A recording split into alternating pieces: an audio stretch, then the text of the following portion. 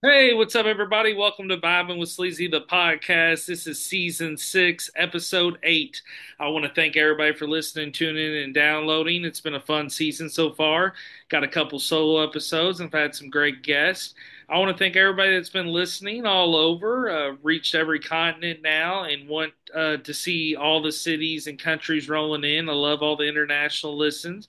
But I want to thank everybody that's tuned in somewhere on the over 32 plus platforms where the show's at. VibingWithSleazy.com and Vibing with Sleazy the podcast on Facebook and Instagram. So show some love. Love when everybody reaches out, and just wanted to give that shout out. So my special guest, he has been on, I believe, every season in some way or fashion, in either a group fashion or a solo fashion.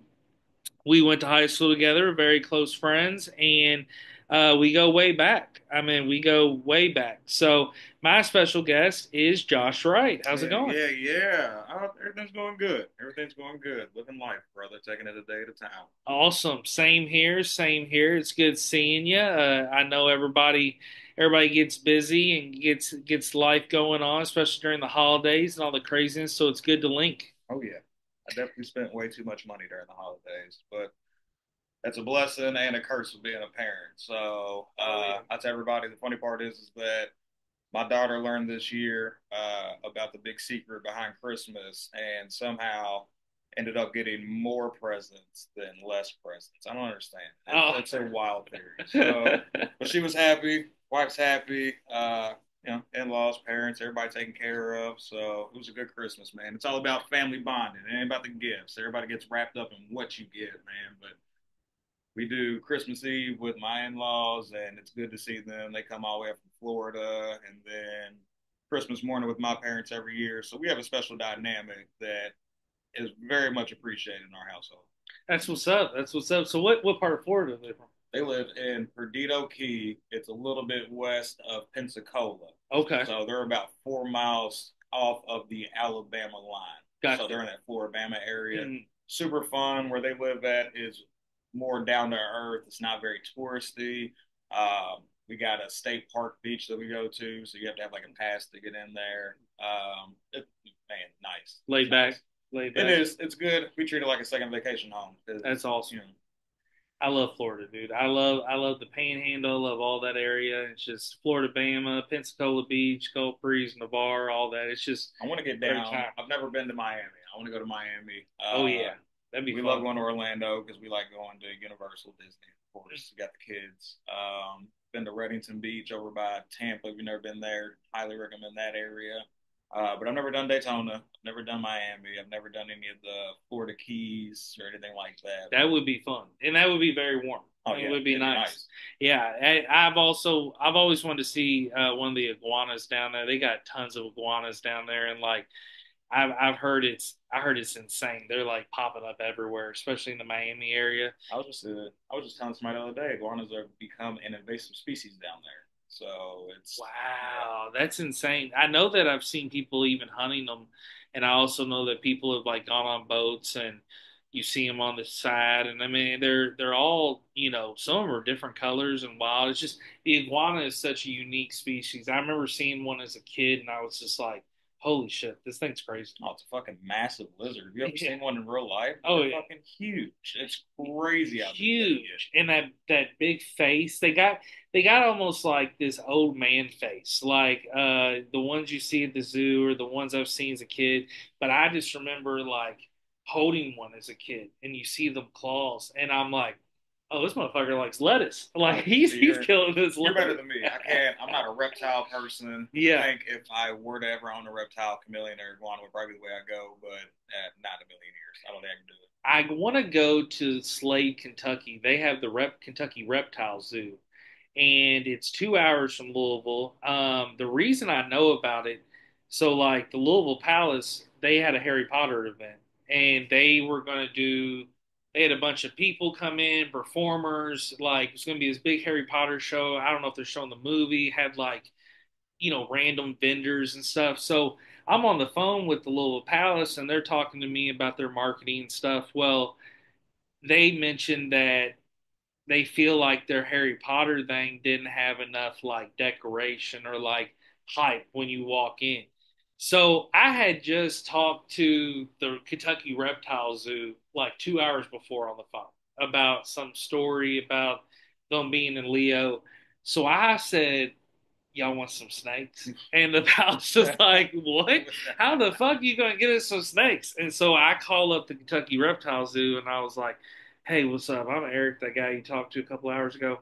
Listen, y'all know the Louisville Palace is this historic venue. You got a Harry Potter event. It'd be a good promo for the zoo. Can you bring two like giant ass snakes We need down? some extra Slytherin in here, if you don't Yeah, mind, please. exactly. So next thing you know, they brought two giant ass fucking boas to the Louisville Zoo, or excuse me, Louisville Zoo. We were talking about the Louisville Zoo before this, the Louisville Palace, and they were there for the Harry Potter event. And I remember the Palace called me up, and they're like, "Thank you so much for the connection at the Reptile Zoo." And I was like, making amends because I don't even think people realize I imagine the Slade, Kentucky. You don't think about that. I imagine the pause in somebody's promo room when they were like, "Hey, I got this guy on the phone that can get two fucking boas down here immediately. I just need approval."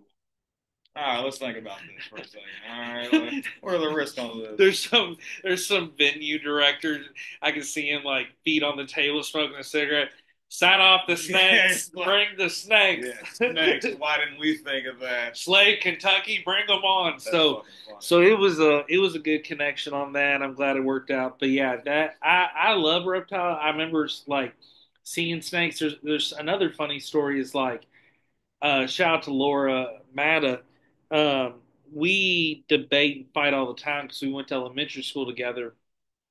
So we had a science teacher in our elementary school. Shout out to Miss Prater. She just passed away recently, so RIP. She was a legend. She had this club that she started, and all these elementary schools did. So, like, elementary schools didn't really have a lot of sports. That's when you hit middle school, high school. Elementary school is more of like academic stuff. Dare, all these different random things you get into. So, I had the ecology club at Fern Creek, and we would every week for one day would study like fossils, animal footprints, leaves, trees, like everything. Like we had to like literally look at bark and be like, that's a dogwood, that's a maple. So we go in the woods, we go these different parks, like it was fun as shit. And you meet all these kids and I was in the ecology club my whole elementary run. So we started getting more and more animals in our science club because we'd go to these ecology clubs and we win money. It was at Otter Creek every year is a big competition. So you show up and there be I'm just making up a school, Bates Elementary, and I'm like I'm representing Fern Creek Elementary, and everybody had their own T-shirt. So like I had my Fern Creek Elementary shirt on, and next thing you know, there's like a park ranger there, and it's like they're flipping over an animal footprint. And I'm like, white-tailed deer. Like I'm just like I'm trying to get over on these other elementary kids. So you're competing, you go to different stations. I remember like you're hiking and you're digging in the water and you're like looking like you have to like name a brachiopod like fossil, like all this kind of shit. So it was fun as shit. Like an 8-year-old archaeologist. Exactly, dude. We would go on the side of the freeway in the like training season and be digging at rocks and trying to find fossils on the side of the freeway, dude, at like 9 years old. Like I was going hard, dude. Out of the freeway, home at elementary kids in prison. Exactly, bro. All right. Exactly. So we did that. So what was crazy about our class? We had all these animals. So we had like snakes, we had birds, we had a flying fucking squirrel at one time that flew around the fucking room. But in the corner, we built this rock waterfall like extravagant thing, but we had nothing put in it. So Miss Prater's like, "Oh, the ecology club built this corner aquarium, this big corner thing. We need, but we already had fish in tanks. Like, what could we find?" So ecology club Miss Prater starts reaching out to people. We get a fucking caiman, like a little Little caiman small alligator. alligator. Yes, That's what's funny. put him in there. He's a ball. Laura tries to say she don't remember. Bullshit, Laura. You know you're lying. It's cat. Everybody I've talked to remembers it. Shout out to the Vitos. Shout out to everybody that fucked with Fern Creek Elementary. That thing was in the corner. And what's wild to me, you had to have a permission slip for fucking everything back in the day. They had permission slip to go to the zoo, go to actors theater, go to anywhere that you're leaving the school.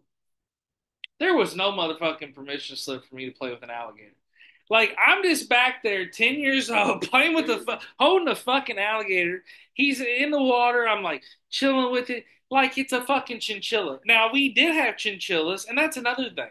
There's fucking animals everywhere, like a zoo, and I'm over here like Oh, the I got baby this alligator animal. possibly losing a fucking thumb for the rest of your life. I got a nub, I and I'm don't think my teacher had the rights to sign the waiver for this. I'm gonna be honest with you. And what was wild was it was such a fun class. It was such a fun program. But you would go to class and the science class, it was fun. But it's like I'm ready for the ecology club after school to go. I want to go play. I want to go see what we can get. And I feel like once I left elementary school, that's when I really got into sports, changed my whole shift. But it was like the ecology club. I just fucked with it, dude. It was dope. Did I you never ever? really took part in any clubs like that in school. I think it was because I was always playing sports of some sort. So I think I was always just caught up in the sport life that I missed a lot. Because I'm telling you right now, I look back now and I try to tell my daughter she needs to be part of the debate team. I can Mm-hmm. argue with fucking anybody. I don't care. I will argue till I'm blue in the fucking face. Yeah. And my wife will tell you it is the most annoying trait that I have. But I'm telling you, I am that last word person every fucking time. Doesn't matter. Well, I love the debates that you have with your buddy that you work with. Will, Yeah, he was Will. actually over yesterday, and he told me to say, "What's up to you?" Yeah, tell him I said what's He up. goes, "What are you doing tomorrow?" I said, "I got to go to the podcast with my man Sleazy." He goes, "You doing the podcast tomorrow?" He's like, "I got plans. I can't be there." I said, "I'll tell him you said hello." Yeah, tell him I said what's up. He is a character. I've seen you all debate over stuff, and it is hilarious. And I've been there before where I'm just swinging by and I'm chilling, and the next thing you know, you two are just going to debate. I just pop in the computer chair, and I'm like, what is this debate talking about? It's His hilarious. views on life are some of the most funny things that I think I've ever heard. He looks at life in such a different. He reminds me a lot of Frankie. Big shout out to Frankie because Will's big thing is no matter what he's going through, he's going to convey a positive attitude to you. Like he can be having the shittiest day in the world. Yeah. When he sees you, we're all jokes and fun. He wants to make your day better than what his day is. So I respect that beyond anything. It's hard to find that nowadays. Mm. Everybody's so negative and everything. And that's one thing, I go back, I listen to the podcast and, Sleazy or Frankie was talking about the whole vibe tribe thing. But I Yeah. mean, that's how he started out the podcast, positive. He stays positive, and I love that because that's He one of his best traits. and what's hilarious about him too is like when I've been come by your house, like when he's talked about football, he was like the one time he started just naming players, and he's like this guy, and it's just like he was just rapid Yeah, fire. but It's rapid fire. let me be clear here, all right? Because I'm gonna tell Will to listen to this, and Yeah. he's a fake fan, all right? I'm gonna say that because he's a Steelers fan, and right now Boo! he was wearing the Eagles jersey the other day, so I'm a Yeah. little disappointed with. He's from Pennsylvania, I'll give him that much, and Yeah, he's a PA guy. he PA went guy. to the high school that Saquon went to. Okay. So his I think it's his best friend's one of his best friend's sisters is Saquon's wife. So he's actually trying to work on getting us autographed jerseys. I said, don't be a fucking fanboy. No, I said that man probably deals with that all the fucking time. But if you get it, it'll be fucking cool. If you oh hell yeah, because that He dude's a legend. he's Saquon's a legend. I give it to him. He's pulling for the boys, and I respect that. Yeah, you got to represent the state. Yeah. I mean, sometimes you got to swallow the pride and just be like, "Hey, let's represent the state." That's kind of how I am, especially with Kentucky. Like, I want Kentucky to win everything, of course, but I love seeing like Western Kentucky and these random Oh yeah, schools like Murray back Coulter, when Murray. Jarl Oh was yeah, there, Moorhead. Moorhead and all Like, that. Yeah, it's really good to see, especially the small schools in this market. mm, Seeing the way the NIL, I know a lot of people don't like NIL. I have mixed feelings about it. I think that there need to be stipulations when it comes to NIL. If you are going to start paying these college players money, they are semi-professional athletes at that point, and I think that from that standpoint, you put professional athletes on a contract. Why would you not look for that in a student that is wanting to commit to your school? If you're going to come to my school and I'm going to pay you $2 million a season, possibly even $1 million. So you look at your boy that went from Arizona, Ballo, and went to Indiana. He left a really good school, and not no hate on Indiana, but Indiana's not Arizona right now. No. You look at college basketball, Arizona has much more potential to win a championship. You just got to take that money. I should be able to put you onto a contract. I should be able to say, hey, I need you at least your freshman, sophomore, your junior, senior, whatever the case may be. What you're going into, cool. Now, do you add stipulations into that? Yes. Hey, if you decide you want to go to the league, cool. We'll buy out. We'll pay you half the NIL money. We'll keep the other half so we can go get somebody else. You know what I mean? But I think that it was very hesitant the way they did it by just saying, hey, you raise your own money, you go pay your players, whatever. That you open a lot for that transfer portal at that point. You know what I mean? And it has become sloppy. Yeah, and I support NIL from the standpoint that should have been getting paid. You see these coach contracts; it's ridiculous when the players are the ones putting their bodies on the line, they're performing. Now, I will say I agree with you. There needs to be more regulation and more stipulation. It's in a way it's a free for all, and there's no real guidance with it. I see it happening down the road, but I do have to say I love seeing the players getting paid, especially ones that are doing it college wise and would never make it pro. But I will say this: this was an interesting take that I heard. So I listened to Dan Patrick's show, The Herd. I listened to Two Pros and a Cup of Joe. And I was listening to Two Pros and a Cup of Joe. They were covering for Colin Coward yesterday, actually. And what's wild is when they were covering for him, they were talking about the situation of they wanted to talk to some experts that had gone to the Senior Bowl. Now, the Senior Bowl is always played in Mobile, Alabama, and it's for a lot of guys that maybe their last year wasn't great. They need something to stand out. They need something to help their draft stock. A lot of tight ends stood out this year. They said at the Senior Bowl there was a lot of good players defensively. Not a lot of quarterbacks. A lot of the Canadian players didn't do well compared to the American quarterbacks. There was a couple of guys that played college football up in Canada, didn't do well. And this just takes from what I was hearing the people calling in about to Coward show. So the thing about it was interesting that they brought up about NIL.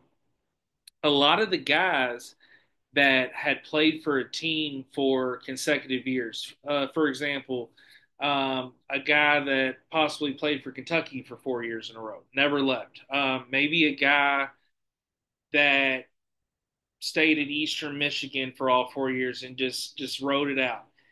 They NIL they they see it, they understand it, they understand it's part of college football now. But a lot of those professional teams, a lot of those scouts were focused more on the guys that wrote it out with their same school.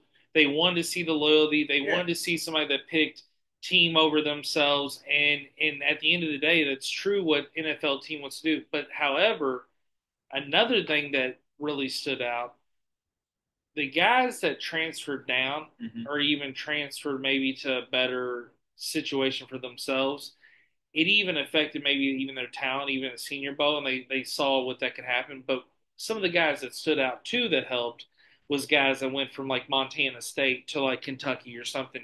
So it it can help you, it can burn you.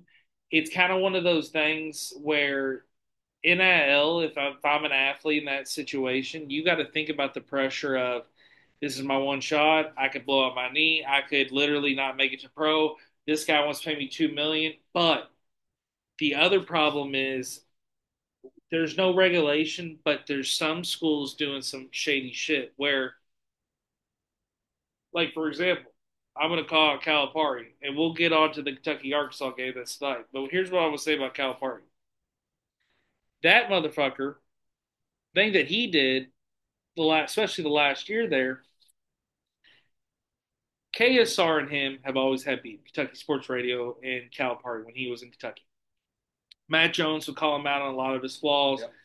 Calipari would never be on the show. Calipari also, the rumor has it, in the contract situation with Barnhart before he chose Arkansas, part of his deal was he wanted to get KSR affiliation away, be off the official Kentucky radio. So what the problem is this: a guy that ran a trophy store, he ran a an award store down in Lexington. He wanted to pay close upwards to, and the total, you all can look it up. I don't know the total. We'll just make it up for the story. $200,000. Each player gets this, this, and this. He could not get return calls from Calipari. He could not get return calls from the athletic department, and it's because I see coaches like him and these older coaches, these traditionalist guys. That's why a lot of them are quitting and stuff. They don't support it. They don't give back. But these players, they have the opportunity, the ones that won't even make it big in the NFL or the NBA, to make Big stupid money money. in college. I agree. I think. Would you attribute that? So here's two things I have to say because there's a flip side to the NIL and transfer portal. Mm, And that flip side is that you get amazing stories like Kentucky and Louisville, to where two new coaches, two completely new teams with no returnees, and both of them look at where they're at. They're both playing great. Now this will build for an amazing story depending on how deep of a run that goes. But do you attribute the mentality of these older coaches to sort of the Jerry Jones effect of you hear people say it all the time. Jerry Jones doesn't want somebody else to get that credit. So now when you're looking, yeah, Ryan Day just coached a good team to a championship, but it's also looked at as it was a $20 million fucking team. mm-hmm. They should have won a championship. Exactly. Look how much money. So now who gets the credit?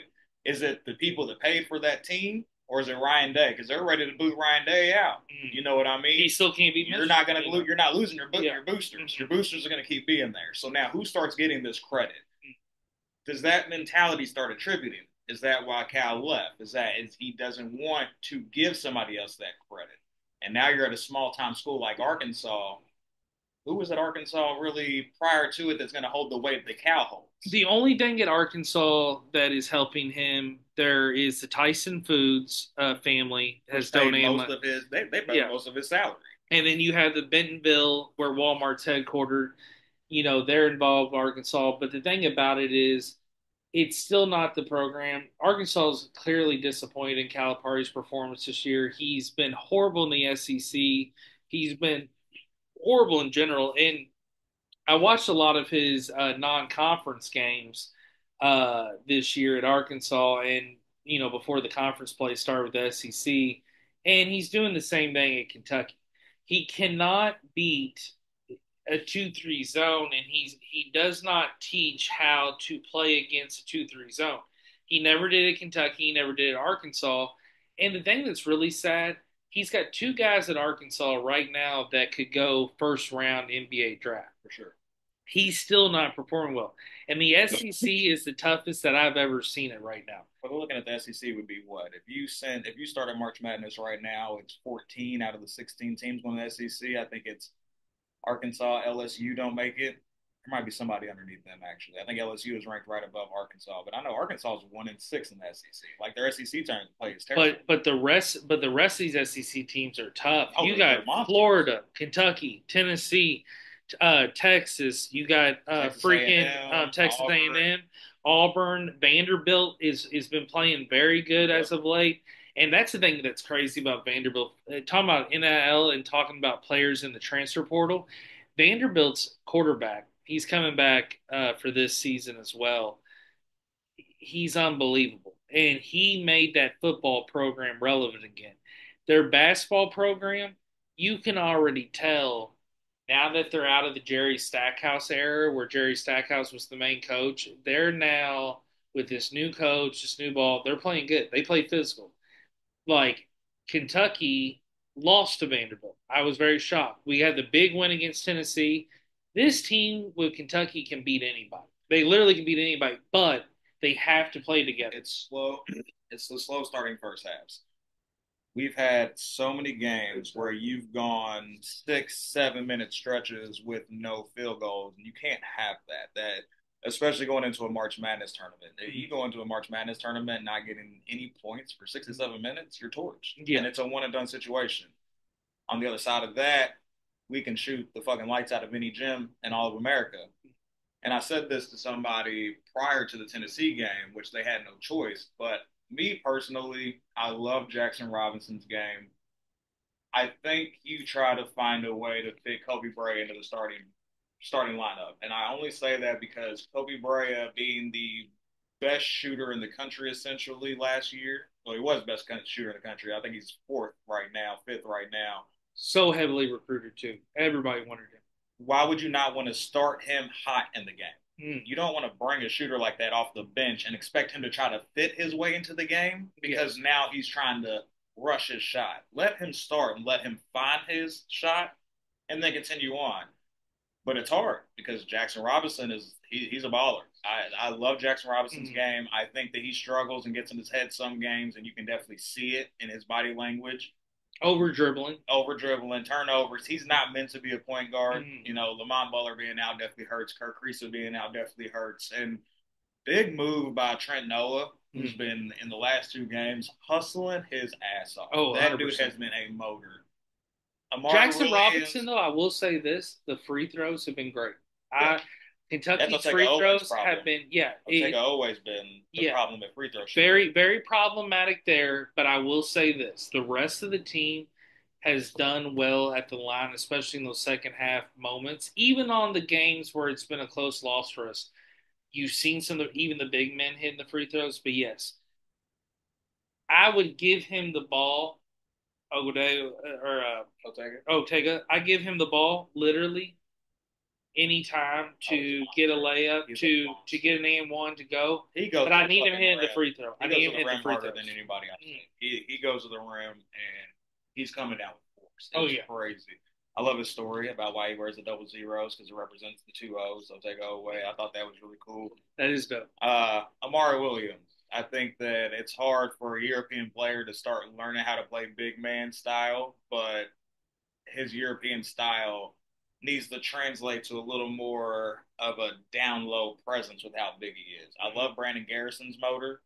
Brandon Garrison gets into a little bit of foul trouble here and there, but Brandon Garrison knows how to play big ball. He's down in the block. He's getting in there. Amari's 7 foot. Yeah. You know what I mean? Amari Williams needs to get in there and use his length to get them boards. Because our biggest problem Amari's is out a lot. And the problem is that I see a lot is Amari's always out at the top of the key. I know he got good hands, which he does, and he controls the ball. Like he'll sometimes pawn and let the guys run, and they're in motion. But the thing about it, I would like to see our big men down low more. When Carr's healthy, Carr seems like the one battling for the boards. We need multiple bodies down there. We really do. But I will say this: Kentucky boxes out well, and I do like our attack and our speed. I felt like from last year's team to now, and I know it's a completely revamped team, but these guys are getting to the basket fast. Oh yeah. And when they can't figure out where to go, I do like the ball movement because I feel like with this team, like you said, to comment off what you said about the three, I trust them shooting the three. Yeah, I definitely trust them shooting the three. Yeah. You live and die by it, but you keep shooting. And I think Mark Pope knows that. I think that a lot of people have not. That's the thing about it. You haven't heard a lot of people say negative about Mark Pope yet. I think a lot of people kind of understand what we have and what we're working with at the moment. You understand that there's injuries right now. So I'm glad that people aren't just shitting on Mark Pope on his first season because he's done a good job in my opinion. He's won some games that are dream games for Kentucky. And he stays calm, he stays collected. He's got that team where he wants it, and I do like it. And again, if you take this Kentucky team and put them in any other conference, ACC, anything, our record I think would be at this point 2 games better, maybe. I don't think it'd be undefeated. You still face Duke over there, which we did beat Duke, but you see them in the conference, you see them twice, so it's a different story. But I Mark, will say, here's the thing. yeah. It's hard to hate on Amari because sports has a transition, and I say it all the time. You see it in football. It's a quarterback era. It's a running back era. Hmm. It's a wide receiver era. It's a tight end era, and then it starts back over. Yeah. Basketball, the same thing. It was a big man era for a long time. Then the small guys when the three was invented started coming down. Now you need a 3 point shooter. Well, now you need a forward that can kind of balance out that middle. Well, you started that rotation, Yeah. and we've had it for 3 decades now. Now we're seeing something new, probably 5 decades, it's like 50 years almost. Yeah.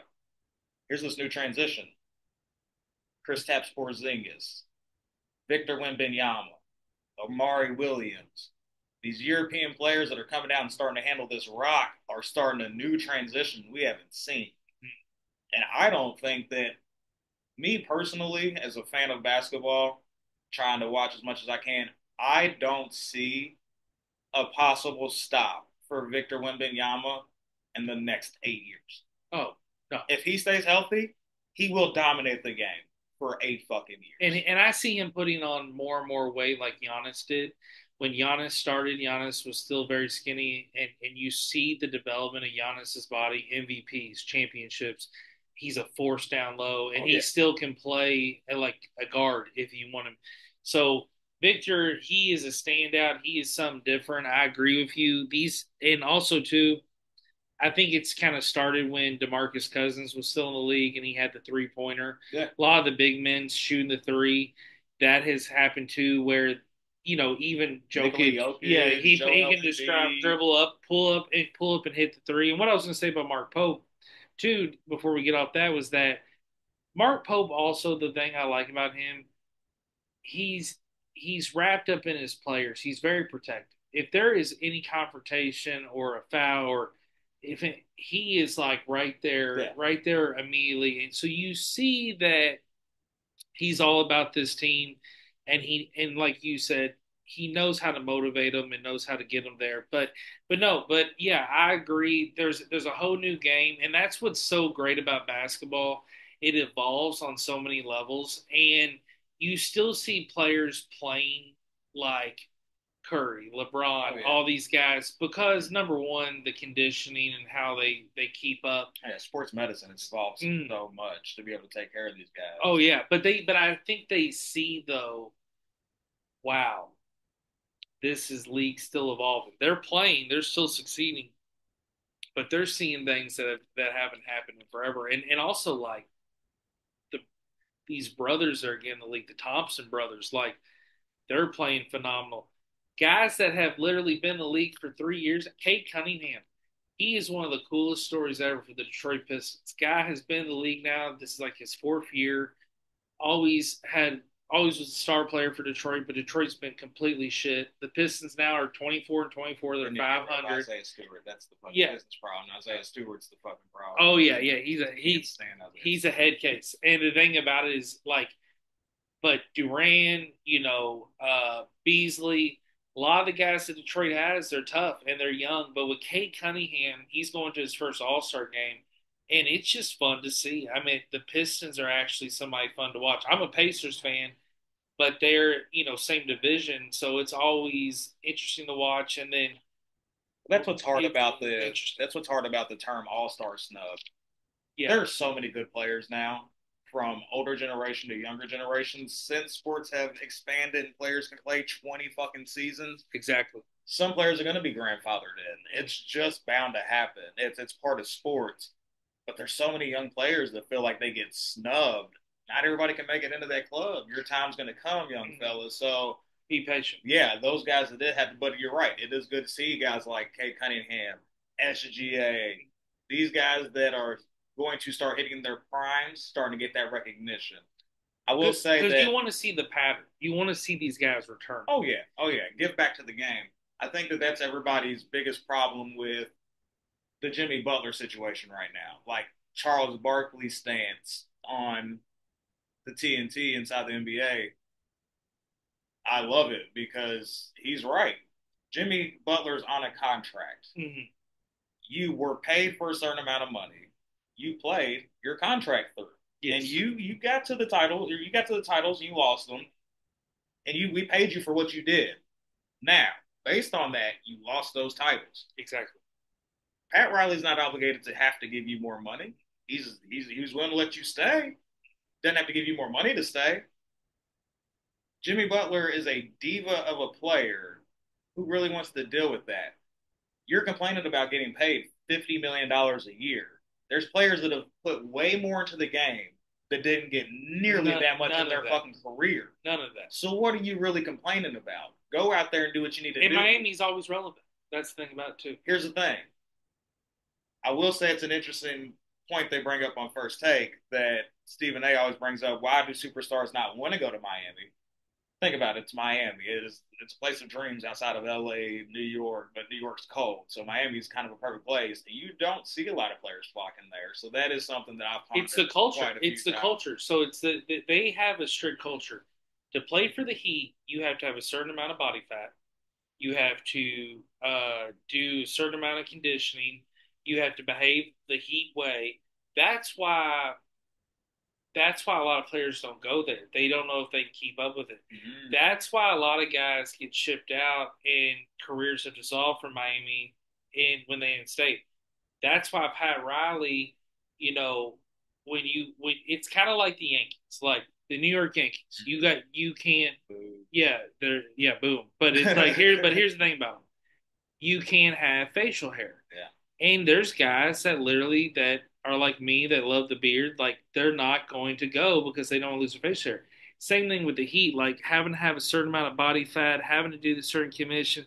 And you have Pat Riley and you got Eric Spoelstra, who are literally the same two-headed monster on strictness. So you really got to keep up with the the needs and wants of that organization. You go to some organizations, and that's why a lot of times they say it's all about the culture of where they're at. But yeah, like Jenny Buss treats everybody. You know, yeah, exactly. People like fucking superstars. Exactly. You know? See, you go places, and to be honest, it's a political standpoint. I'm not talking about politics. I'm talking about political when it comes from the owner treats this, the coach treats that. Yeah, because all these players have these different takes. Now, I will say, talking about all-star snubs, the only one that I will agree, and it seems like it's starting to become a habit for the guy, Trae Young, for the Atlanta Hawks. I mean, a shitty situation. I hate it for the guy because he deserves to be an all-star. He changes the game. If I'm a betting man. I like it, and I mean, I'll look at points, rebounds, assists, and he does it every game. Do you take Trae Young over Jason Tatum? Do you take Trae Young over Tyrese Maxey? Not Tatum and Maxey. Do you take Jason Young over Tyrese Halliburton? No. Do you take Trae Young over Donovan Mitchell? You see what I'm saying? Guard, your point guard spots are locked up. True. See what I'm saying? No, it's true. Getting snubbed it's a weird term because it is a term that sounds like you're being shit on, but nobody's saying that you're not a good point guard. What we're saying is that there's other point guards that are better, and we have different positions to fill. And it's the Eastern Conference. What I'm saying? It's a lot of the Eastern Conference is a lot easier to score. It's always been the weaker the competition compared to the Western, and I'll say, you know, the Cleveland story is a whole different animal. So all the guys, you know, you're correct, but the thing about it is, he's just a guy that you look at it like I was saying with the point, rebounds, and assists. It's like he hits it every game. He's at a top notch. He's doing the double double. But I will say this: there's a lot of guys in the NBA talking about basketball that don't get enough love, like Jacob Patel. When I say that name, if you're not an NBA fan, people will be like, who the fuck's that? He's a center for the Toronto Raptors. He literally averages a double double. Jalen Duran, that I mentioned earlier for the Pistons, he's an instant double double. All these guys are literally like, I mean, shit, Kay Cunningham, he's like a triple double machine. But a lot of these guys, even PJ Washington for Dallas, instant double double. I mean, Anthony Davis, you can say hell, instant double. But what I'm saying is, a lot of these guys that you don't realize, like, man, they're crashing the boards, they're hitting these boards. But then you have some guys like, I mean, Anthony Davis is a star, of course. Is that a marketability problem, though? But yeah, exactly. Is that a marketability thing? Is that Trae Young isn't as marketable as Jason Tatum, who's in commercials? True. Trae Young doesn't bring the excitement that John Morant brings dunking a basketball. So it's a business aspect too. And Trey You Young's know what hair I doesn't mean? help him either. Yeah. I mean, Here's he's another got a problem. very like messy hair. Like I don't think he's a real like his hair is very thinny. Here's Like a, mess. Like I don't think he's like somebody that's like commercial. here's the thing. It's sort of like MVP voting and All Star voting kind of fall in the same thing as actual political things. Let the people decide. Like, yeah, Mm, we get to say who we like, but we don't hold votes as to who goes to an All Star game. true. You know what I'm saying? Maybe put a category of, hey, here's our best 10-point guards from the Eastern Conference, our best 10 shooting guards from the Eastern Conference. Let the people choose on an app or something. You got apps for every fucking thing. If you Yeah. got an app that can take my money, you have an app that can take my fucking vote for All Star weekend, for NBA weekend. So, with that being said, but if you give it in the hands of people like a Stephen A. Smith or whatever, clearly these people know basketball. You Yeah. know what I mean? Mm, But that one vote holds more weight than what me and you can say voice wise. exactly. No, it's very true. I will say this: one of my favorite campaigns ever for All Star voting. Wendy's used to have a partnership with the NHL, and they gave out these NHL toys in the kids' meal. I loved those as a kid, but they would always put a ballot in there, and you would get that with your kids' meal or your Wendy's meal, and you could vote for the NHL and See, like mail it in. that's That was cool shit. And I'll be honest, now that the internet, it's very easy to vote for fucking All Star. cakewalk. And I will say this: the NBA, you have a lot of representation. So the good thing is, if Trey Young doesn't make the team, he will make it in one of these skills challenges or different things. They try to get all the star players Oh yeah. involved. But the other thing too, like players know players, talent. So it's kind of like it's a deal where if you didn't make it, you still know like that's Trey Young. Like Well, that's this you got person, to start holding these players accountable too, because you're talking about how to give people opportunities, but a lot of these superstars, how many of them are kind of getting a pass? Like you haven't attributed anything truly. Now they are to the skills challenge. Think about the dunk contest. Mm-hmm. Dunk contest hasn't had any true superstars in it for quite a long time. Yeah, With that being said, what makes me want to give you my All Star vote if you're not willing to give me something on All Star weekend outside of a game that's going to be 240 fucking points anyways that you're going to have no interest in really truly playing? I will say this. I will say this.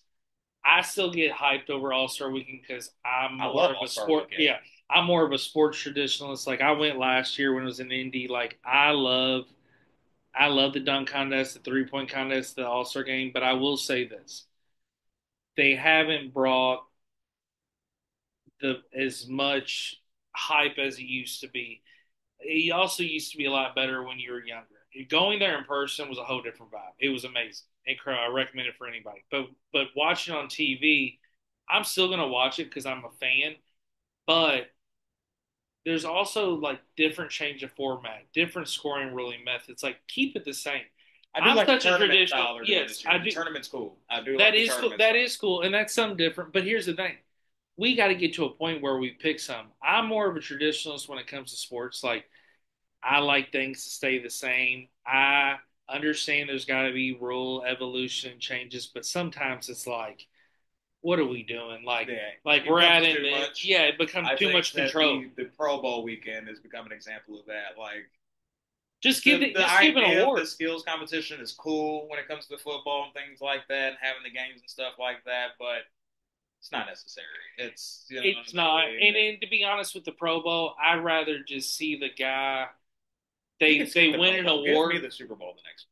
Like, just Yeah, give me the fucking Super Bowl this week. You yeah, know what I and mean? Like, or even just like name the Pro Bowl after a player that needs to have its memory, like a legacy, and just say, I'm just making up for example the um, Chris Henry who passed away for the Bengals, rest in peace. But I'm saying, say they were like, hey, the Chris Henry Pro Bowl award for wide receivers, or each position maybe have a memorial guy.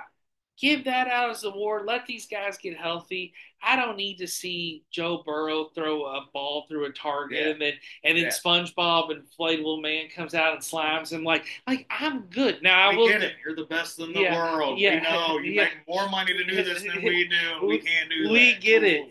And here's the thing. That's another thing that they did back in the day. What people don't remember, and this is why. our generation of growing up as a kid, which is so fucking dope. The quarterback club. So when you would buy football packs of cards, you see the logo QB Club. You'd see that on games. You see that on the video games, NFL. Well, they also had these like skill challenges. Well, back when Harbaugh, who coaches for the Chargers now, when he was a quarterback for the Colts, and you had like Boomer Esiason and all these random guys that played back then during those times, they would go to a field or like a stadium or wherever this location was, and I'm talking like Warren Moon's there or uh,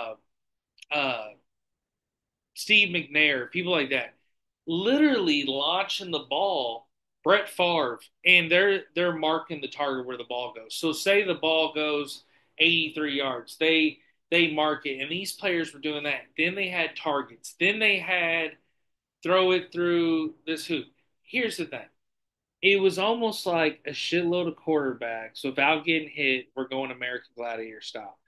I got down with that. It was fun. And the skills challenge can be fun like that, but that's another thing where let's focus on one Do position you on think each I think competition. it'd be as crazy as it sounds? Do you think it changes scenery, make it fun? Like instead of doing it in a big ass fucking football stadium, what's the baseball game they do in the cornfield? Fucking Oh, the game that they it's about the movie. The well, hold on, that's gonna bother you me. figure that out. But Yeah, I'll make my point. Do you think it'd be fun to make it feel like a more of a pickup style game of football and just put them in like the middle of a big ass field somewhere away from like society and the shit? Field of No big Dreams, ass Field of field of dreams. Dreams. There you go. Yes, No big ass fucking football stadium around them and just make it feel like a dust bowl game essentially like we have downtown. I like that. I like that. But here's the other thing I like. Again, I used to I like Hawaii. Let me talk about Hawaii real quick. Hawaii is a state that like everybody wants to go to, tropical, beach wise, whatever. It used to be so dope turning on the TV that once a year to watch the actual real Pro Bowl when they played each other. And they were actually going hard. I'll give those old school guys credit, but they played at Aloha Stadium. It was so cool seeing Aloha Stadium. It was so cool getting Madden and playing at the Pro Bowl It's the Stadium. Like I'm scenery. playing what? It's the Yeah, it's the scenery. You scenery. know what I mean? And Like then make it and fun. then like when I played college football games back in the day, I used to want to play the Hawaii team. I love watching Hawaii now because it is the scenery, it's the vibe, it's wanting to go there, it's like picturing that place. And the thing about it is, if they brought it like they moved it to Orlando, that's not Hawaii, and it's not a place of like like mystery or luxury, but I get having to keep it different to keep it entertaining, but it's got to get to a point where it's like I want to see this shit Maybe once a year. maybe we Bring change it. it good. Maybe we change it country to country. So like, you know, one year we'll go Japan style. They'll play football in samurai outfits, and then the next year we'll go to Australia. They'll play rugby style. The year after that, we'll go play in the Colosseum. It'll be like Roman gladiator gear and shit. I mean, fuck it. Let's just do whatever now. Well, I just talking about Gladiators. I just watched Gladiator 2 on Paramount Plus, and I I haven't have seen to it say yet. this: that movie is insane. I heard it's good. And Gladiator, of course, was great. Gladiator 2 is great. I was actually talking about this on a podcast recently. The Romans in the Colosseum was just a whole nother thing. Like they, number one, invented the canopy tarp at the top. They could adjust it when the sun hit, so like fans and the emperor and all the people didn't have like a bunch of sun hit them and melt them. The animals that they had was like they had all these animals that they trapped all over Africa and all over Asia, and they put them in these cages. And like the gladiator, that's another thing that was crazy to me. Being a human being as a gladiator, knowing you're about to go out, you have no clue what the fuck you're about to be getting into. You have like just a sword or a dagger. You might not even have I was that. about to say, I think a lot of people get the misconception that when you think about gladiator style Roman Colosseum, I think everybody's misconception is an immediate, oh, this person's got a sword, this person's got a sword, they go in there and fight. Like, no, they were taking motherfuckers in there in groups of like fucking 30 with 5 lions just for Barehanded. pure Yeah. entertainment. and Pure entertainment. pure entertainment, pure death. They had, and people were doing it barehanded. And a lot of the and here's the thing that people don't realize either. Okay, it's like comparing it to baseball. Every fucking city you go, every little tiny town, every big city has fucking 100 baseball Mm-hmm. fields for school, little leagues, everything, professional. That's how it was in the Roman days. There was Colosseum, miniature Colosseums, and these gladiators things all over Europe. So you're going and you could see people training. That's where they pick a lot of people. But what's wild too to think about, another thing, a lot of times if you didn't have a weapon, you don't go in because you had to like earn that shit and all that stuff. If you go in, it's got to be such a crazy feeling of walking up that ramp and you look to the right and there's a lion or a tiger and you're like, are they going to let that out? Like, I'm going in, it's madder than hell. You get out there and then you have all these people watching, you have nowhere to go. But what's also crazy, which I was mentioning this, I think on the show I did with Doug, the gladiator style of flooding the whole place and bringing ships out.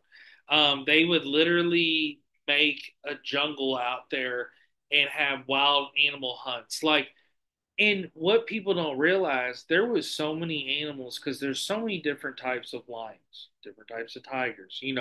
Every animal has some kind of different type or location or form or origin, subspecies. And the thing about it is, the Romans, like in the Colosseum, they a lot of animals went extinct because of how many they killed and murdered. But in Gladiator 2, of course it's AI and like the way they got all made, but it's like somebody riding a rhino.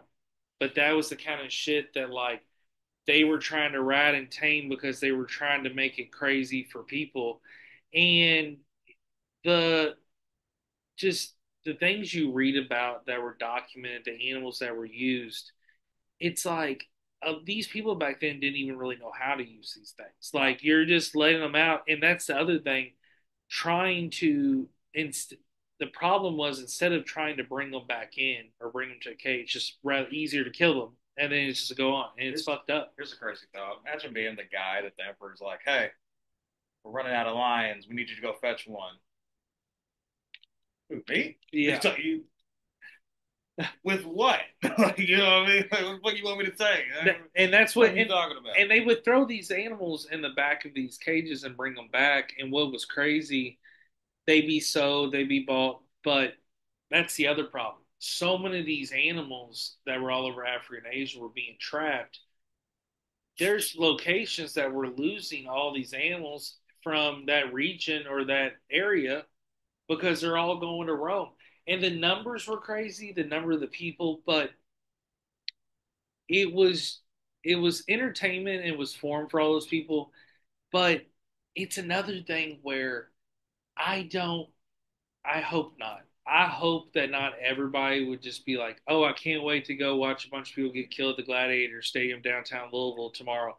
But Uh, I think a lot of people would. in But all fairness, what's the difference between that and like UFC, boxing, hand-to-hand combat sports? The only difference is that they let it go on farther and go into depth. But if true, it's normalized in your society, you won't see it as anything you different. won't see it's different. But what I'm getting at is like, I'm saying back then, I feel like it would be more forced. Like if you weren't there, you didn't go to show the emperor respect or appreciation for his games, Yeah, you could end up like in you be inside. dead or thrown to the thing. So it's like now today's society, if they brought it back and people were fighting gladiator style, but you're living in these modern times, you would hope that like we both know that people would they would definitely go. There's going to be people that would go, but also you would hope not everybody would be like, oh, I can't fucking wait Well, to there go would see all also these people definitely be slaughtered.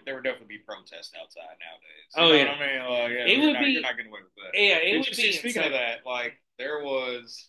This is how crazy it's getting, and I don't want to mean to sound insensitive to anything, but Kais and Nat on one of his streams the other day, they bought a $70,000 robot, right? And they were Yeah, putting it those together. robots are fucking They're crazy. putting it together, and I guess they were getting upset with it, and they like hit her or something like that.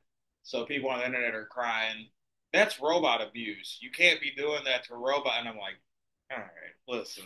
When is too far too fucking far? You know, so you can smack your fucking vacuum when it doesn't work, but you're upset with this dude because his vacuum has a face. Like, is that the difference? And see, his robots, I will say this. He has had a lot of robots in that house, and I've seen a lot of streaming moments where artists have come and they're seeing the way it's acting and it's got the face, and it does have realistic features. But also, the robot's done some fucked up shit too. Kai was trying to go in the shower. He had this walk-in shower thing, and he still had his towel on. He's wrapped up. He's going, and the robot's like pushing him in the shower, like take a fucking shower. And he's like, "Hey, hey, like get off me!" So the thing about these robots, I don't know how far it's gonna get to the point where they do some shit that like is just unheard of when it comes to like abuse or like attack or whatever. But I just feel like they are they got a mind of their own and they can Oh do yeah. some really fucking crazy Well, shit. it's like your podcast with Chat GPT. That was interesting. Oh yeah. That was a fun one. I like that you started off with dinosaurs. I Oh thought that yeah. was pretty cool. Start at the Yeah. beginning of history. See thank you because that was one of my favorite episodes to do because I love Chat GPT. I love breaking it down for people, but the thing I love the most about Chat GPT, it has now evolved to a whole nother Oh level. yeah, it's wild. So I have downloaded the Chat GPT app. And I will say this, like, just for example, I can say now, and this is how it used to be where it was 3 to 4 paragraphs. When it does a song, it does the literal chorus, bridge, lyrics, breakdown. But the story format now is insane. And I'm going to show you. So I'll say, make a story about Josh, Eric, Dempsey, Frankie, and the giant lion escape from the Louisville Zoo where I just want you all to know that I'm going to be the first one to die in this story. It's no different than a movie. the giant lion escape from the Louisville Zoo where they all have to stop the lions from eating the town. This There was a lot of destruction the story's already in and depth. I don't know if we chaos. need to add any So more. that's the paragraph. So I'm asking ChatGPT, make a story about Josh, Eric, Dempsey, Frankie, and the giant lion escape from the Louisville Zoo, where they all have to stop the lions from eating the town. There was a lot of destruction and chaos. So this is how quick, as Josh is my witness, it is literally plunging out this story, and the story is called "The Lion's It's Rampage." gonna be good. Buckle in, everybody. Get your Yeah. popcorn. Pause this right now. Light one up. Yeah, line one Strap up for in. Let's sure. do this. So this one's called The Lion's Rampage. Josh, Eric, Dempsey, Frankie, and the giant lion, his name was Leo, were having a pretty average Saturday afternoon, well, as average as it gets when you're a group of lifelong friends who grew up together in Louisville. Their usual hangout spot was the local zoo where they spent countless afternoons since they were kids, but today something was off. The day started like any other. The five friends were meeting up for the regular weekend stroll through the zoo, trying to avoid the prying eyes of any over-enthusiastic parent and kids. It was supposed to be a chill visit, but the air had a stronger tension, almost like the zoo itself was holding its breath.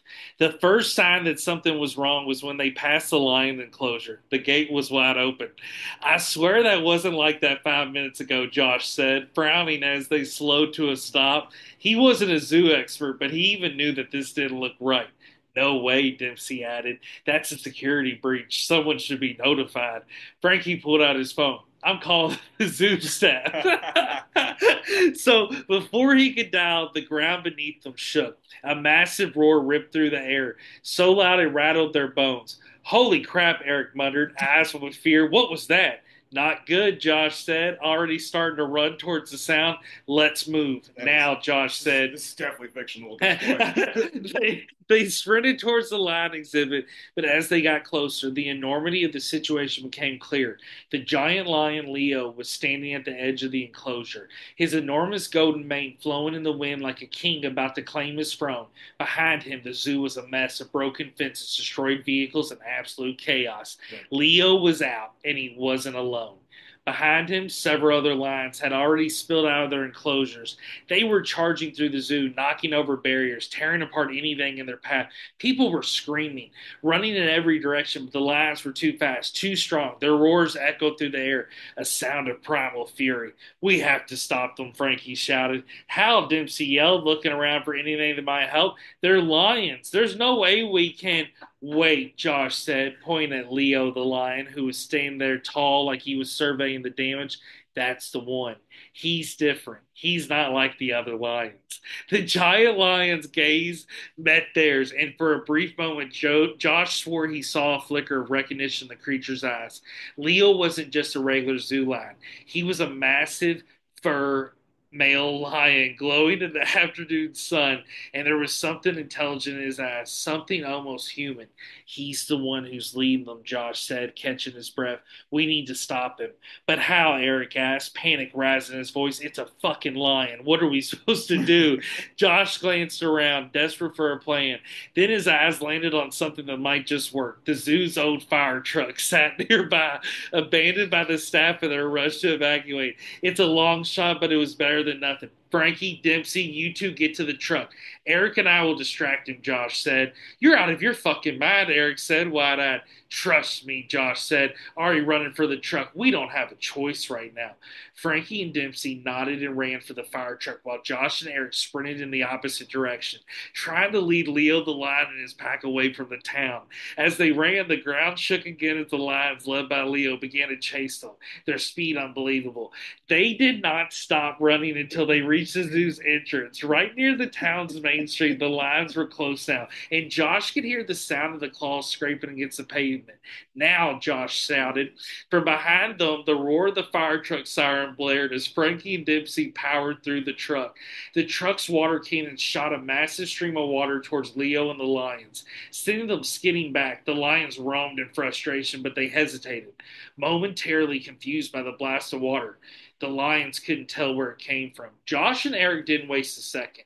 They grabbed a couple of fire extinguishers from the truck and ran towards the lions, spraying the foam directly at their face. The giant lion snarled, but from a split second he paused, blinking as the foam covered his eyes. "This is our fucking chance," Eric shouted. With Leo distracted, Josh drove towards the fire truck's controls and aimed the water cannon directly at the massive lion. It blasted him again, that time sending him staggering backward. But Leo wasn't finished yet. He lunged at Josh, knocking him to the ground. For a brief moment, everything went Here it dark. is. Here it Then goes. Josh heard a defying roar. When he opened his eyes, Leo was pinned down. The other lions were retreating. It was Frankie, Dempsey, and Eric holding the fire truck steady and keeping Leo at bay. They had done it. Josh scrambled to his feet, heart pounding. He took a deep breath, looking over the massive creature. It wasn't over yet, but they hadn't stopped the worst of it yet. "Is everyone okay?" Frankie yells out. "Yeah," Josh said, panting. "We're alive. For now." That was enough. For the town of Louisville had just narrowly avoided disaster, but there was no telling how long it would be before they figured out what they caused Leo to break free in the first place. One thing was certain: they would never forget the day the Lions almost took over the town. And from then on, whenever they passed the zoo, Josh, Eric, Dempsey, and Frankie would look at each other and quietly wonder if Leo was still watching, waiting for his next chance to escape. Dude, that was That was beautiful. That was fucking listen, beautiful. we have a problem. We have a problem now. We have a problem now because now you're gonna get so many comments from PETA for the way we treated that lion in that fucking story. Do you understand? Leo, Uh, dude, how good is that? Though that came up in 5 seconds. I think we need to start a new trend. You need story time with Sleazy, and now you just need to give Chat GPT fucking Yes. ideas and just start reading fucking story. Be a little 5 minute increment stories, and boom, about your day. You know what I mean? Another great one would be. Oh, I got one. Hold on. Oh my gosh. Chat GTP is learning a lot about how Eric thinks right now. They're conforming into one as I sit on this couch. It is amazing. I This is gonna can't be believe I went hilarious. from thinking I was going to die to being. I would think I would call myself the hero personally. I don't know about what the rest of you all would call me. This is so good. See what you're doing. Oh my gosh. I can't see it, so this is going to be amazement for both Oh for my all of gosh. us, for you listeners and myself. This is going to be a new story. I knew I was in the first one. This might be a surprise cameo. So I don't know. Oh my god. Shout out to anybody that was in the last story. Big Frank, Big Dempsey, Big Sleaze. I'm gonna put Something's got Eric giggly over here, brother. I'm telling you, I this is am amazing. cracking up. This is amazing. It's oh, oh my god. Oh my. Take this time to tell y'all go follow Metro 990 on Twitch. Metro NAUT 90 on Twitch. Over there gaming, having fun. Yeah. Come hang out. Show him some love. So here's what I wrote. Make a story about Matt Profit getting stuck in the beer cave at Circle K, but he has to break through the wall to get out. Scott and Josh had to rescue him, but the Circle K's been taken over by rabid baboons and iguanas that they have to fight off. Let's, Let's see what let's let's see what this is going to say. So the story's called The Great Circle K Escape. Okay, all right. It was supposed to be a quick trip. Matt Prophet had just finished his long shift at work, and all he wanted was a six-pack of beer and maybe some chips from Circle K before heading home. He strode into the store around 10 p.m., the neon lights flickering slightly in the cold night air. He passed the usual aisles, the slushy machine gurgling in the corner, and made his way to the beer cave, the walk-in cooler in the back of the store where all the cold beer lived. Matt grabbed his favorite beer and slid into his basket, but as he was picking out some chips, Who has a the basket in Circle K? that's what's amazing. That's what's amazing. It says the lights in the beer cave flickered. He thought it was just a weird electrical thing, but then clicked. The door slammed shut. It wasn't just a normal shut, though. It was the latch locking itself. What the hell? Matt muttered, trying the handle again. Nothing. He pushed harder, but the door wouldn't budge. He banged on the door. Hey, is anyone out there? No one answered. Matt checked his phone. Of course, no signal. He wasn't sure what happened. Maybe the door's mechanicism was owed. Maybe it was just a freak accident. Either way, he was stuck. His phone buzzed briefly, but the screen was blank. Great. Just great, Matt yelled. Scott and Josh entered the picture. Subtitle. Meanwhile, Scott and Josh were sitting in the parking lot at Circle K arguing about which beer was the best choice for the night.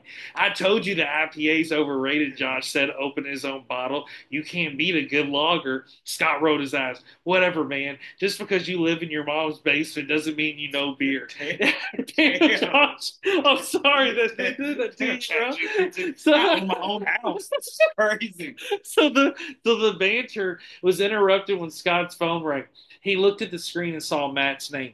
Dude, Matt never calls me, Josh said, raising an eyebrow. Scott answered, What's up, Matt?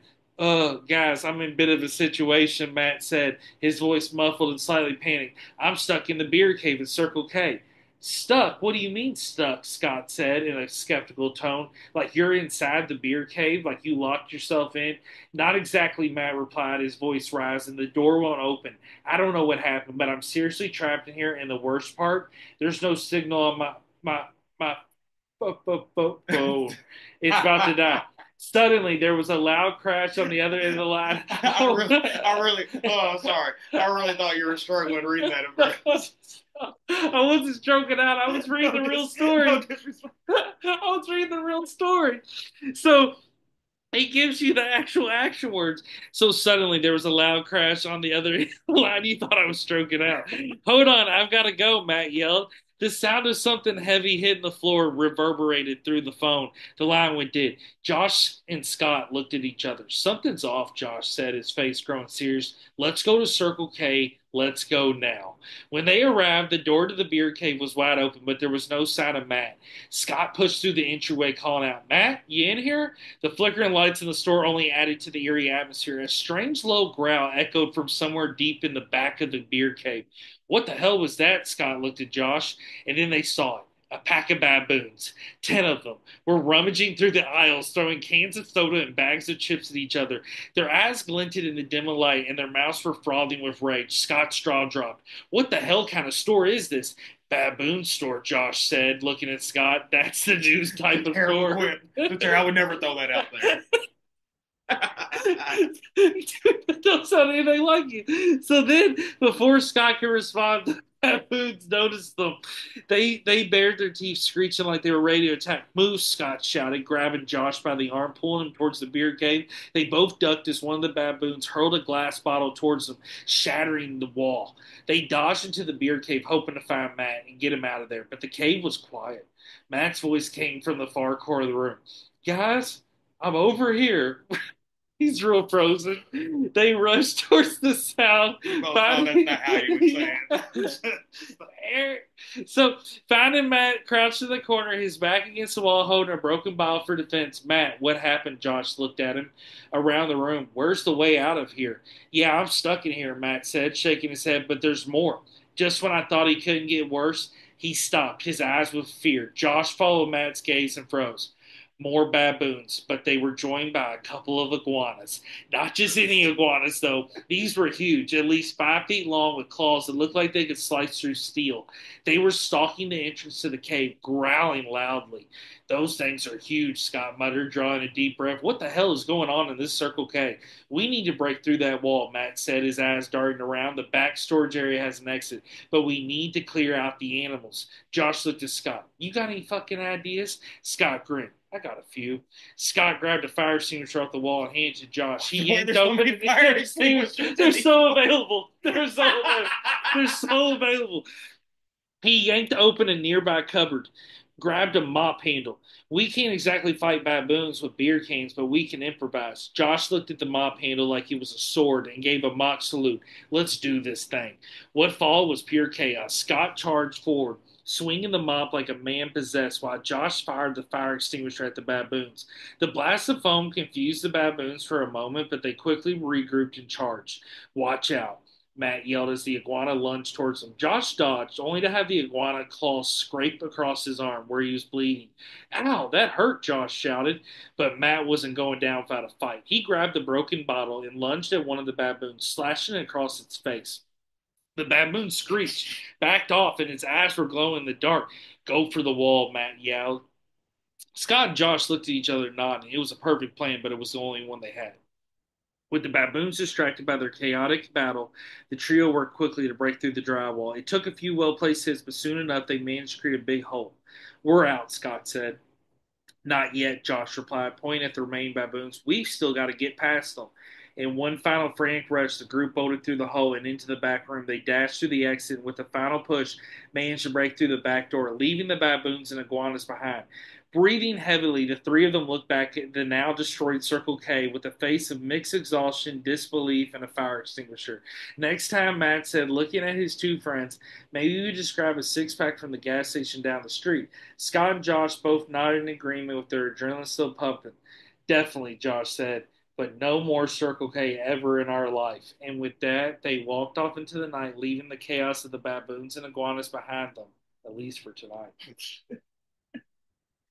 Another beautiful story. I got some things to say. All right. Wow. One, this entire story took place in the Circle K down there in the corner of Stony Brook. Sport. 100%. All right. 100%. Two, weren't me and Scott already outside in the parking lot arguing about why did we leave the parking lot to drive back to where Matt was? And here, even as a half black man, I'm calling the police. I'm letting you know right now. I am a suburban homeowner with a white wife. I am calling the police immediately. And where is the Circle K worker during this whole situation? Yeah, there's no worker at all. No fucking counter clerk, no nothing. No one's noticed Matt in a beer cave for hours. That's crazy. What a story. And what's crazy too, his phone didn't have signal, but he could reach you all when y'all dipped. That's crazy. Here's another thing I would like to point out, that the iguanas had claws that could cut steel, and all it did was scrape my arm. big shout out to these guns. You know what I mean? Just saying. That was what it said because I was like, hold on, I'm, these iguanas got sharp claws. I've never seen them cut steel. Like that is a whole new level. Just slicing chip piles in half and shit. And also, if the iguana wanted to eat Matt, it would have sliced through the beer can. Yeah, big cut glass, or still could cut glass, you would think. But maybe it just didn't want to deal with the sound of its claws on the glass. I don't see the baboons just hanging out with the iguanas either. Like I don't Well, see that realistically. first off, those iguanas had sex with Komodo dragons, and somehow that hybrid Komodo iguana came out. And you're right, they would probably eat the baboon. You know what I picture? That Circle K you mentioned on the corner of Stony Brook there and Waterston Trail. There's that Circle K, and then there's that like stay 7 day Yeah, motel, yeah, yeah. like $120, stay there for 7 days. I just picture somebody pulling up because you see like random RVs and wagons there and trailers, and just pull up with a shitload of iguanas and baboons. Those fuckers just got loose while they're up there smoking crack. And then next thing you know, they turn on the TV, they're high as shit, and they look at the TV and they're like, oh fuck, like there's something going down at the Circle K, and then literally like, oh that's our baboons, like what? And And our hybrid iguanas. yeah, exactly, because it's like, oh shit, nobody else has those How here. many Komodo iguanas can you fill in an RV? I bet a lot. The thing about the Komodo that's crazy that people don't realize, like they look like a monster lizard, but if a Komodo, like if you're on an island with a Komodo and he just walks up and he just like tongues you like a dog would tongue your hand, you're Poison. dead. Yeah, You're done. you're poison. And the Well, thing they say about, the infection alone, outside of the venom, but they say just the infection from a lot of their mouths will do the job itself. and they bite. And the thing that's crazy, these people on these islands will live in these like wood huts with these ramps, and that's how they come and go. And like you see the Komodos walking up the ramps and like chilling, and like I just couldn't picture you're laying in bed, you're just chilling, you just ate some like soup, and then you're like, oh, is that little Joe? And then it Yeah, turns but out it's a in Komodo. all fairness, is that any different than living in Florida? True, but but I just I've been in Fucking Florida. sitting there cracking open your Campbells and fucking look over as an alligator in your fucking kitchen coming through the dog door. You know That's what I true. mean? Like, That's true. That could happen. But I'm saying it's just a Komodo. It's no joke. And the thing that's wild too, I was seeing there's like a door at the Louisville Zoo where you can see like through the cracks like at the bottom, like or like you can see where they wash the Komodo or like it's bathed or whatever. And I just couldn't picture like fucking with those animals. Like that motherfucker is a there's a lot of beast. risk. Like, I've thought about that before. Like, yeah, being an animal handler, that's cool, but all it takes is that split second for that animal to just be like, you know what, I'm sick of this shit. You know what Yeah. I mean? Like, And I don't see you like pulling up to Baptist Hospital and they just have Komodo venom just like chilling. But they might. but I'm also the same dude that said if I ever got super rich, I'd buy a hyena and build a glass tank in my backyard and just go back out back, smoke blunts with it, and just tell it jokes because hyenas laugh. So I'll just tell it shitty jokes and let it laugh with me and start fucking cracking. Well, the hyenas over there's hyena gangs over in Nigeria, like in Laos and different places where they put a muzzle on them and they like tie them up front and they use them. And see, I've never wanted to hyena. I've always wanted a camel, and I've always wanted to have like a camel on a farm, ride it everywhere. Camels are my favorite. What would you And name it? Sammy, Sammy? I've always wanted. Samuel L. Jackson, and then you can call it Sammy.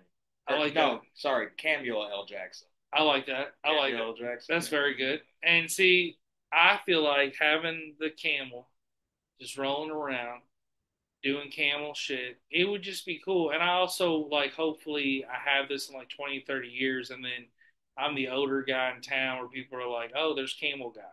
Like you get called a title person, like, oh, camel guy. Oh, Like fucking it's like, hey, okay. I don't fucking know his name anymore, but that's camel guy. And like I live in like a random town. People start coming doing like YouTube videos on you. Like, have you heard of this camel guy? Everybody knows camel guy. Camel guy, he's probably right down the street right now. Dude, you drive downtown Louisville, you see a banner that says Camel Guys Louisville. Like, I mean, that'd be cool. And I'm on my camel. You should open a cafe called Camel Cafe. I do like that. I do like Camel that. Cafe, boom. Now, let me ask you this. Cappuccinos, Ooh, that's very good. Cappuccino. Dude, listen, I'm your marketing guy. Well, I will say this. There's a Camel car wash in Hendersonville, Tennessee. And when you pull in that Partnership. bitch, I get so excited because, well, it would be a great partnership. But the couple that I stay with in Hendersonville, they always like to get the car wash once a week. And I'm usually there when they're getting the car washed. It's a weird. Ironically, That's a weird. Yeah, it's ironic. Like they're like, "Hey, we're gonna get the car wash." I'm like, "All right, fuck it." I get excited though because I'm like baked and I'm in the back seat like a kid. You pull up and it's called Camel Car Wash. And when you get to the front, it's a giant ass fucking camel with the shower cap on, loofah in his back in a big ass boat. And then next thing you know, there's other camel shit, and it's just cameled out. They got like I literally told him I was like, I'd work at this motherfucker, just have the camel gear. Like it is sick because camels are my favorite animal, and when I get there, I'm like, this is dope because I think camels should be used more mascot wise. Same thing with anacondas. Like I think Camel's got a bad brand from the cigarettes. cigarette, they do. And what got me really mad is when they do these renaming the teams. So recently in our lifetime, they switched the Cleveland Indians to the Guardians. They switched the Redskins to the Commanders. But what the problem is this? They sit there and they're like, I can't think of a fucking name. I can't think of a title. We got to get rid of the name, but I can't think of it. So I'm sitting there and I'm thinking to myself, all the times I create a team on Madden, 2K, MLB, I don't want a fucking basic animal. Like I don't want a cardinal bird or a wildcat that 20 fucking teams have. I want an anaconda. Like think about running out the Washington anacondas and it's like, can't you see it on the jumbotron? Don't get bit, and it's like, and it's Big like a ass snake snake. comes Yeah, out. big ass Well, you know they fucking got those snake. big fucking what's it like the LED shows now that were like fucking birds. You ever been to? So if you go to Atlanta, they literally have it to where it looks like this giant falcon is coming in and flying through the fucking stadium, and it's all light show done, but it That's looks it. realistic as fuck. It's crazy, bro. See, picture an anaconda running through DC. The commanders, all the commander people are like, "Holy shit!" But they're not commander people. They're the anaconda people, and they're like, "Condas, condas." I think That the would be fucking I'll look it great. up. I think the Panthers actually have one. Elisha, Uh, the animatronic type thing. they also have a drum, and they beat this drum like Steph Curry's a big Carolina Panther fan, and they just beat the shit out of this drum, and that's like the perk. In like Minnesota Vikings, you have the Viking horn that you blow out, and it's like, "Bah, bah, A lot of bah." places have that. Because Atlanta has, they like bring in an artist or something like that, and they got the big old hammer that they hit. You know, Oh that yeah, thing. All right, so like this, like it's the virtual reality showcase type thing. oh wow. All right, so and it literally looks like this So big this is ass motherfucker's just oh running wow. So around it this looks like whole there's a fucking real panther yeah. running You see what around. I'm saying? Oh, it They, just ripped the Saints flag off. So what you we're see what I'm seeing here saying? is this video of like an AI Panther, Carolina Panther on the field ripping the Saints banner. This is absolutely cool. I mean, this is sick. See, and I just jumped over the goalpost. It's on top of the scoreboard, How and crazy is that? that is But sick as it'd be shit. cool. I get what you're saying. It'd be cool to do something like that with something like an So anaconda or yeah, something get coming down for the big ass stadium, as big as a it is. You know different what I mean? animal. Like we gotta use different animals. The repetitiveness of the mascot just throws you off. Like I love people don't realize in the Cincinnati Louisville area. Louisville to Cincinnati is an hour and a half, and they have a minor league baseball team up there, Double A, and it's the Florence Yalls. And there's a giant ass water tower that says what hi, hey y'all or welcome to Florence y'all, and it's a giant water sign you see going from Louisville to Cincinnati. Well, their mascot, the Yalls, is a giant water tower, Yes, it is. and so this water tower is the water I tower know the that you water tower see. itself. That's their baseball mascot. He's walking around with the water tower head, and he's the Yalls, That's and so funny. That's good. it's very good. Now I will say teams have done that very well. You got A lot teams of the in minor random cities. leagues, Yeah, yeah, they a lot do. of the minor leagues do pretty well with their They got mascots. some. They got a game. They got a I'm actually gonna pull up real quick some of the minor league baseball. Yeah, they got some good ones. Like, I You mean, got the and burn. they stick to what they know. Like Well, the Jacksonville Jumbo Shrimp. That's a good one. yeah, I like that. Hartford, Connecticut, the Hartford Yard Goats, the Binghamton Rumble Ponies, the Akron Rubber Ducks, the Albuquerque Like they're Isotopes. interesting. That's the thing Yeah. about it. You know what I mean? Rocket Like, City Trash Pandas. That's a wild one. Sugarland Space Cowboys. You got the Buffalo Bison, the Montgomery Biscuits. I like that one. that was a good one. And that biscuit on the hat is really cool. Oh, the Biloxi Shuckers, because down in Biloxi, Mississippi. You got the Asheville Tourist, the Bowie Base. Now the El Paso Chihuahuas. I like that, but here's the problem. There's also, of course, you read some of those and you see some people that didn't give a lot of effort on. Yeah. Need more effort in the name. But that's where you could literally be like Yeah, but a the lot of these Cleveland teams, Green a Anacondas. lot of these teams use like they've been originated for 40, 50 years. So since everything in society has evolved, I think that the outlook, I guess, could be the perception on those names could change over the decades. Like, all right, that's not as cool as it was back in 1980 something that was irrelevant to this. You know True. what I mean? So, but it's what you're talking about though, like the rebranding. Like, hey, the Cleveland Camels. It's not a bad fucking baseball It's team. It not. fits with It the won't. CC. You know Mm-hmm. what I mean? A lot of teams like that, the double entendre, or not double entendre, the double abbreviations when it comes to their teams, being able to just do that. They make a good hat. The CC, almost like a Chanel look. You know what I mean? Think Like about the pitcher riding the camel out to the mound, like shit like that. Like it could be very, very well done. You also like, popcorn buckets with humps. yeah, camel rides in right field instead of a carousel. Like real, it could change the game. The deal with the anaconda that'd be cool. Instead of right field of having like a pool or a carousel, you just got a giant anaconda fucking exhibit. And I'm talking, this is the biggest fucking anaconda we could find, and we got it just chilling in fucking Buffalo. It's like fucking like, and it's That's just probably the chilling. worst place for it. Yeah, okay. It It's will still in die. Miami. It's still in Miami, but Definitely like a Nevada. Well, no, it needs something tropical. It's a Florida snake. it's just up in Definitely a Florida Buffalo. snake. It's just up in Buffalo. People jumping through tables and rooting for anacondas. The bill is just thrown out of the fucking window. But That so is funny. before we do our sign off, so what have you been gaming on lately? You also said you're working on a PC.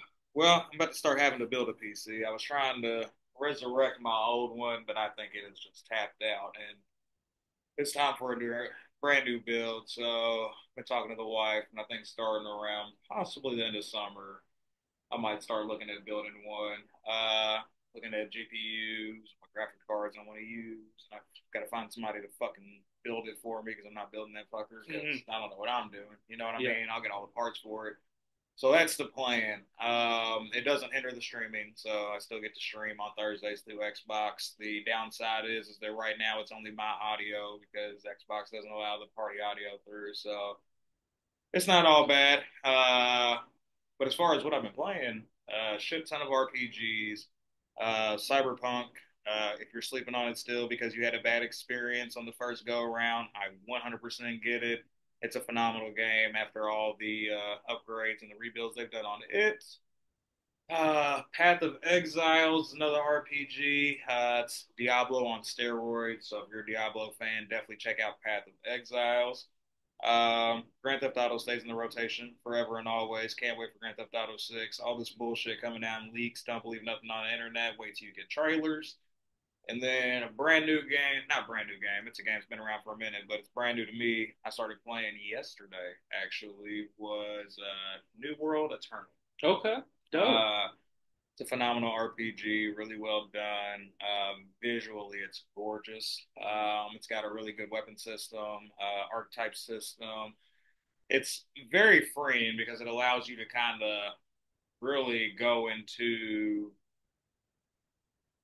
essentially like a real role playing aspect as far as like, hey, I would like to be a weaponsmith, and you can literally work on your weaponsmithing skill, yada yada. You can sell things. They got a full economy, territories, things like that. So it's fun. That's dope. Um, and then I always stay on every type of fighter you can imagine. Mortal Kombat, Dragon Ball Sparking Zero, play Tekken, and a shit ton of Mario Party. I love Mario Party. Nintendo Switch 2 coming out here soon, and I cannot wait for it. I'm Mario so Party is excited. amazing. Listen, It's addicting. I have two Xboxes, I have the PC, we have a VR headset, and I got a Nintendo Switch. And out of all of those, Nintendo Switch is by far my favorite. It is by far the most utilized system in our household. Since I have the wife and the kid, it's beneficial that we can all play Mario Party, Mario Kart, Life, Switch Sports, and all these fun things. It's interactive. We can take it on the go. We go on vacation. It's a light pack up, and boom, hop in the car. And Charge then, is easy. you know what I mean? And the battery life lasts about 6 hours on a full charge. So my daughter get it pretty wet, but now we got the new SUV that's got all the fucking plugs and yada yada. So you charge while you yeah, move. yeah, literally, it's got an actual plug in it, so it's wild. Um, so yeah, man, the Switch 2, I'm excited about. I like the build. I like the fact that the controllers are bigger. I like the snap ins that they have in there. It's gonna be fun. It's gonna be a really fun system. But I think that as soon as I get the new PC, brother, I might try to go to a daily streaming schedule instead of just doing Thursdays. I've already contemplated doing adding Saturday into my rotation, so doing Thursday and Saturday night, getting a little more out there to people. I I would love to go a 5 day schedule.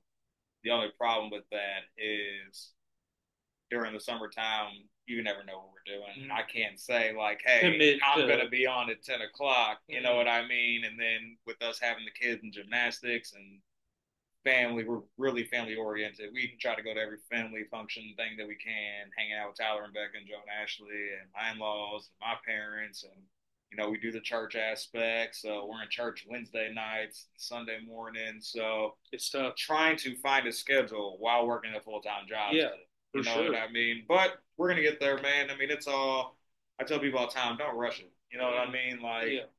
There's so many people that want to get into streaming and this and that, and you get discouraged because, oh, I only got 10 followers in 5 months. Well, it's 10 followers more than you had 5 months ago. Exactly. So give it Just keep another doing it. 5 months. See what it builds up to. You got to put yourself out there. My whole brand is Metronaut. I got hoodies. Big shout out to Alex Feldbush and RIP to Aaron. But I mean, they pushed my brand when I first started. They both pushed that brand so hard. You let me come on here, big shout out to you, and let me push my brand. And I'm not nearly as big as I want to be, but I'm bigger than I used to be. Yeah, exactly. You know what I mean? So to keep that progression moving forward is the only goal. Keep that maintained and keep it rolling. So once that PC bill comes in, I'm put these trails off the rain, brother. Or put the train off the rails. The goal. So no, I totally agree, and I totally feel that because I feel like it's all about putting content out and trying and doing it, and no matter if you got one person or 100 people, it's like that's all that matters. At least somebody's listening and giving it love. I will say I totally agree with you about trailers. I'm a big Thundercats fan, the cartoon from the '80s, and I remember a couple of years ago somebody told me there's a Thundercat movie coming out. So I look at this trailer on YouTube. I thought it was a real trailer, and it's like fucking somebody did some really good editing. Isn't it crazy? And it had fucking Brad Pitt as Lionel, Vin Diesel as fucking Pantera. I'm fucking rolling halfway through, like cracking up because I'm like, oh, these motherfuckers got me. This ain't real. But it's wild what people can do out of their house. Oh, so talented. Like there's people now that can take the raptors from Jurassic Park and, with science and research and data, they figured out, their ancestor birds, they got feathers and stuff. Most raptors would have. So they put feathers on the raptors. So like the scene where the kids are getting chased in the kitchen, instead of the raptors that you remember from the movies, they're raptors with feathers. Yeah. Which when you're watching it, it'd be terrifying no matter what fucking raptor's coming after me. But seeing them with feathers is a whole nother intensity. What's like, the Chat GPT episode, you were talking about all these dinosaurs that you didn't know. I'm gonna see if I can find it real fast, but I play a lot of Ark. Ark's another game that I play. Remember Turok, the dinosaur game? Oh yeah, Turok for N64, brother. What a game! That was a great game.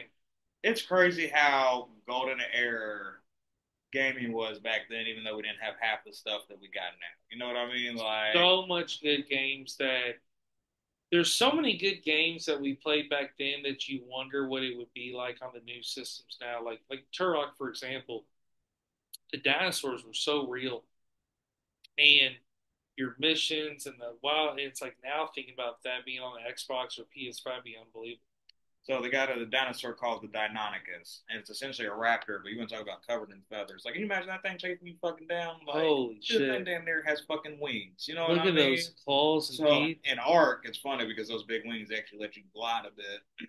But dude, like, I couldn't imagine. And the noises that those dinosaurs make. See, a lot of people don't realize that the Louisville Zoo is a zoo that's got it, and now people are starting to get more knowledge of it. Some zoos are getting them or whatever. You kind of usually have to put them in the emu area, but the cassowary, it is literally the most dangerous bird in the entire world, and people don't realize it. Like a But small unit, right? well, it looks like this. Yeah, yeah, yeah, Yeah. yeah, yeah, And it's got but it has the dinosaur claws for the feet. So when you're on the beach, a lot of times these cassowaries, especially in Australia, you be on the beach and it'll come at you. And you got to think about that bird hitting you in the chest. It can jump, it can move. They're just so crazy, but they have like this dinosaur bill head that they're just not something to fuck with. yeah. But there's a lot of species and animals like that. It's just there's just ones you just don't mess with. Oh, that's first off, Australia is one of those places that I'll never go on the planet. You couldn't listen. You call me a bitch, whatever you want to call me. I'm Place is not going nuts. to a fucking place with that many fucking poisonous animals so you Place can is eat my nuts. dick. All Yeah, right, like, dingoes and talking about camels earlier. In Australia, they have so many camels that have overpopulated area. They're in helicopters just shooting camels, just taking them out, and I'm talking about thousands and thousands of camels because they have to harvest them, get rid of them because there's too many. could you imagine somebody just flying over the house shooting deer around Kentucky? Yeah, Like, you know what I mean? but here's the deal: if I get a camel in the future, don't fucking shoot my camel, motherfuckers. That's my warning to everybody. But yeah, give them your shout out before we sign off. I appreciate my man Big Sleazy gets the first shout out for letting me come on Of here. course, of I course. appreciate it. Big shout out to my number one big man upstairs, Big God. Shout out to the wife, Shanna. Big shout out to the kiddo, little Michaela. Shout out to my brother Tyler, his wife Becca, my brother Joe, and Ashley, and my nephews Davey and my niece Ari. Come check us out over on Metronaut. We are out here gaming for fun. We ain't out here gaming for competition. So if you're looking for that, you can go somewhere else. But you are more than welcome to come hang out and have a good conversation because that's what we're here for. Like we've been saying this whole time, it's all positivity, it's all love, and that's what we're here to spread. Also on that note, big shout out to Frankie. Big shout out Alex. Keep pushing the Vibe Tribe movement. We fully support you all. And y'all keep tuning in, listen to my man Big Sleaze. He's out here doing it. He's a great guy, super talented, does a lot for a lot of people. So y'all make sure y'all return the love back to him. Thank you. I appreciate that. That was an awesome sign off, awesome signature there. I appreciate all the love. No problem. You are a great person too, man. I appreciate everything you're doing and support everything you're doing. And like you said, shout out to everybody, the Vibe Tribe and everything. VibingWithSleazy.com is the website. Got seasons 1 through 4 up there. Going to get 5 and 6 up in the future. All 6 seasons are on all the platforms, so 32 plus platforms. Spotify, Apple's the main two. You can also listen to this anywhere around the world. It's been on every continent, so keep spreading the cities, the countries, the love, the representation. Give a World shout love. out, yeah, and show the support, and I appreciate it so much. So season 6, episode 8, we're out. Peace. Peace.